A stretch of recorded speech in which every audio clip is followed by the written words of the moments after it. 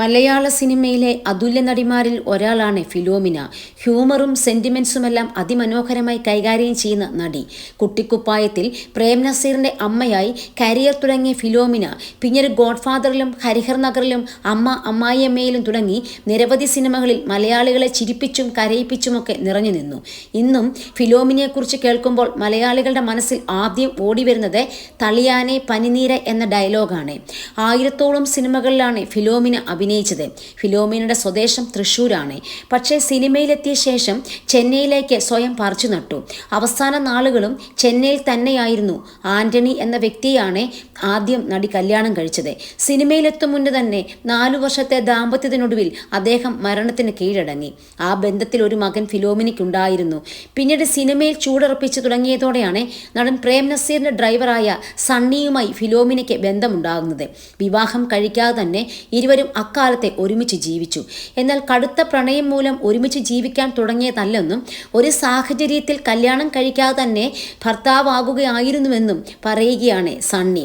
ഒരു YouTube channel നൽകിയ അഭിമുഖത്തിൽ ഫിലോമിന തന്നെ മുറിയിൽ വിളിച്ച് കയറ്റുകയായിരുന്നുവെന്നും സണ്ണി വെളിപ്പെടുത്തി. ഞാൻ കല്യാണം കഴിക്കാത്തതിന് കാരണം പ്രേം നസീർ അല്ല.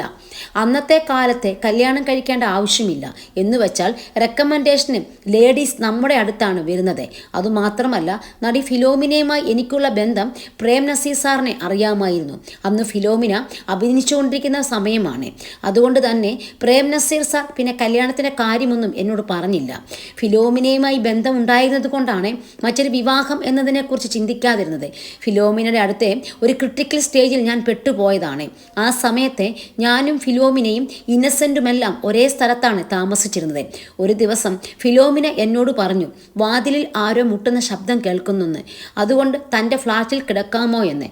അങ്ങനെ ഞാൻ അവരുടെ ഫ്ലാറ്റിലെ സോഫയിൽ കിടന്നു. കുറച്ച് സമയം കഴിഞ്ഞപ്പോൾ വീണ്ടും ഫിലോമിന എഴുന്നേറ്റ് വന്ന് വാതിൽ ആരോ മുട്ടുന്ന ശബ്ദം കേൾക്കുന്നുണ്ടെന്ന് പറഞ്ഞു. അങ്ങനൊന്നും ഇല്ലെന്ന് പറഞ്ഞ് ഞാൻ സമാധാനിപ്പിച്ചയച്ചു. കുറച്ച് കഴിഞ്ഞ് നോക്കിയപ്പോൾ ഫിലോമിന എനിക്കൊപ്പം സോഫയിൽ കിടക്കുന്നത് കണ്ടു. പിന്നെ പറയേണ്ടതില്ലല്ലോ, ഞാനും ചെറുപ്പമായിരുന്നു.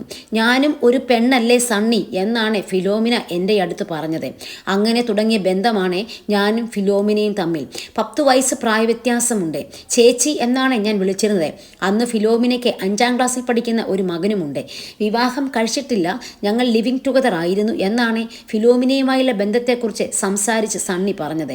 82 വയസ്സുകാരനായ സണ്ണി ഇപ്പോൾ ആരും നോക്കാനില്ലാതെയും കയറിക്കിടക്കാൻ സ്ഥലമില്ലാതെയും കൊല്ലം പത്തനാപുരത്തെ ഗാന്ധി ഭവനിൽ അഭയം തേടിയിരിക്കുകയായിരുന്നു.